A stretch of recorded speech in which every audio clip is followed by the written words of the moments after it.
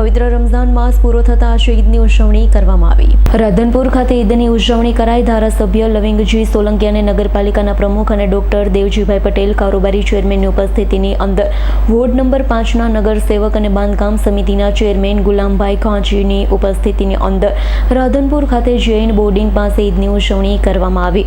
મોટી સંખ્યાની અંદર મુસ્લિમ બિરાદરો ઉપસ્થિત રહ્યા હતા. આ પ્રસંગે ભારતીય જનતા પાર્ટીના કાર્યકર્તા, હોદ્દેદાર, મુસ્લિમ સમાજના અગ્રણીઓ અને અન્ય લોકો ઉપસ્થિત રહ્યા હતા. ઈદની ઉજવણી કરી હતી. આ પ્રસંગે કોમી એકતાના દર્શન જોવા મળ્યા. રાધનપુરની અંદર હિન્દુ મુસ્લિમ એક થઈ રાધનપુરનો વિકાસ થાય તેના માટે નગરપાલિકામાં પણ ભારતીય જનતા પાર્ટીનું બહુમતી આપી હતી. તેના જ ભાગરૂપે આજે ઈદની ઉજવણીમાં ભારતીય જનતા પાર્ટીના કાર્યકર્તા, હોદ્દેદારો અને મુસ્લિમ અગ્રણીઓ ઉપસ્થિત રહ્યા હતા અને ઉજવણી કરી હતી. પવિત્ર દિવસ નિમિત્તે તમામ મુસ્લિમ ભાઈ બહેનોને મારા ઈદ મુબારક અને આ સદભાવનાની, ભાઈચારાની ભાવના કાયમી ટકી રહે એવી ખુદા સાથે પ્રાર્થના.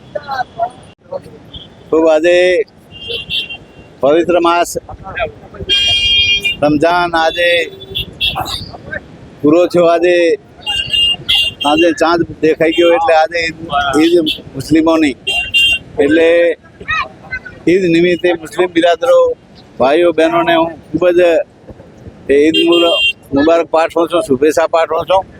અને ભાઈચારાની ભાવના જળવાઈ રહે, એકતા જળવાઈ રહે એ જ હું આશા રાખું. પ્રસંગ ધારાસભ્ય શ્રી લવિંગજી સોલંકી સાહેબ તેમજ ડૉક્ટર દેવજી સાહેબ તેમજ નગરપાલિકાના પ્રમુખ અહીંયા કને પધારેલા છે, તેમજ ભાજપના શહેર પ્રમુખ પણ અહીંયા પધારેલા છે. તેમનો ખૂબ ખૂબ આભાર. અને મુસ્લિમ સમુદાયે તેમને હર્ષની લાગણીથી વધાવી, તેમનાથી હસ્તમેથુન કર્યું અને સ્નેહ મિલનના પ્રોગ્રામમાં આ મહાનુભાવો પધારવા બદલ તેનો મુસ્લિમ સમાજ ખૂબ ખૂબ આભાર વ્યક્ત કરે છે. Bureau report S9 news, Radhanpur. અમારી તમામ માહિતીથી અપડેટ રહેવા માટે જોડાયેલા રહો S9 ન્યૂઝ સાથે.